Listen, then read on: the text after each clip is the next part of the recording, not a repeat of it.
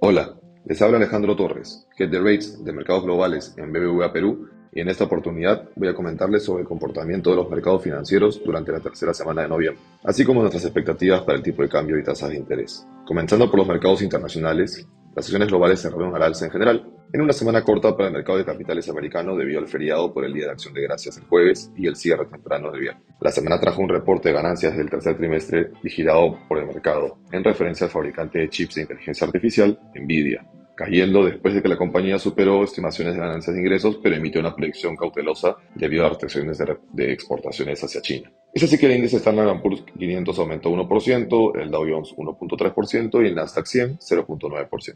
El índice Eurostoxx subió 0.7%, mientras que la tasa del bono del Tesoro americano a 10 años cerró la semana aumentando 3 puntos base, cerrando alrededor del 4.47. El bono del Tesoro correspondiente a 2 años aumentó 7 puntos básicos en tasa, cerrando la semana alrededor del 4.95%. Finalmente, en relación a commodities, el contrato futuro activo del cobre aumentó 1.3%, mientras que la cotización del crudo en Texas bajó 0.5%, cerrando alrededor de $75 el barril. Respecto a datos económicos en Estados Unidos, se reportó una caída de 5.4% en las órdenes de bienes durables en octubre, marcando la segunda peor caída desde abril del 2020. Según Standard Poor's, se indicó que la proyección de mejores números en la actividad de servicios es compensada por una caída relevante en manufactura. Respecto a Europa, miembros del Banco Central reiteraron que la lucha contra la inflación no ha terminado y que no deben esperarse recortes de tasa próximamente. Sin embargo, los indicadores de PMI mostraron una caída en la actividad empresarial por sexto mes consecutivo. En Japón, por otra parte, la data de inflación de octubre fue mayor a la esperada, mientras que los indicadores de PMI mostraron cierto estancamiento. En China, los reguladores siguen formulando planes en torno al sector de propiedades y estímulos para consolidar el crecimiento, mientras que se reportó una caída en inversión de propiedades, ventas y en los precios de nuevas viviendas. Por el lado local se publicó el dato del PBI del tercer trimestre mostrando una caída ya esperada de 1% interanual. El consumo privado acentuó debilidad, cayendo marginalmente, mientras que el consumo público y exportaciones fueron los únicos componentes que crecieron. La inversión privada sigue en negativo, aunque en una menor medida.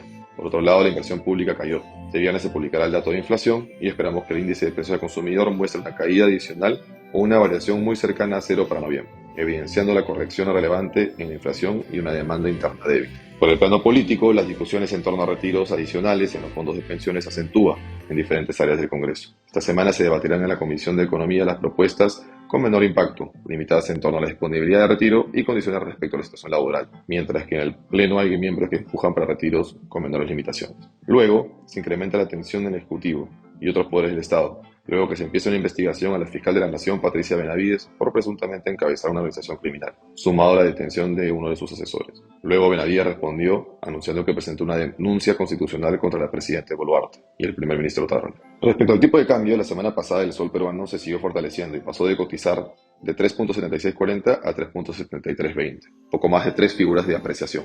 En cuanto a flujos, hubo oferta de cuentas no residentes compensada por demanda del Banco Central por renovación de swaps cambiarios, seguido por demanda neta de clientes corporativos. Los fondos de pensiones fueron neutrales enfrentando a la banca local. La demanda superó la oferta, lo que indica que la banca habría reducido posiciones en medio de un contexto de dólar débil.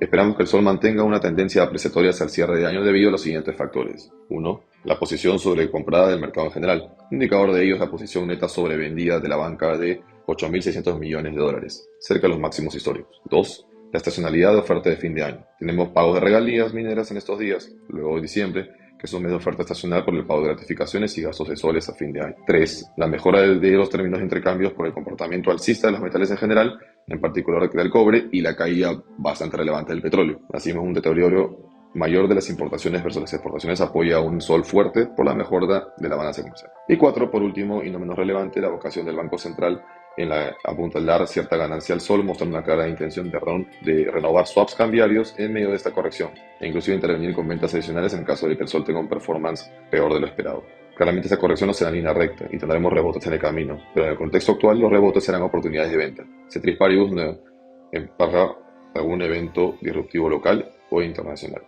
Por el lado de las tasas en soles, la semana mostró una caída en los volúmenes negociados en bonos soberanos. Sin embargo, se evidenció un claro empinamiento en la curva de rendimiento, dado que los bonos de la parte corta y media no tuvieron variaciones relevantes, mientras que la parte larga aumentó 10 puntos básicos en promedio en tasa.